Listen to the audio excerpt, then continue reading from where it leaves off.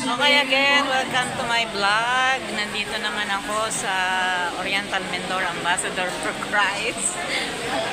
Ayan, this will be my vlog for today. Kasama ko na naman ang mga presses ng aking mga restaurant kamasa. Nandyan, kitang-kita nyo po kung gaano sila kagaganda.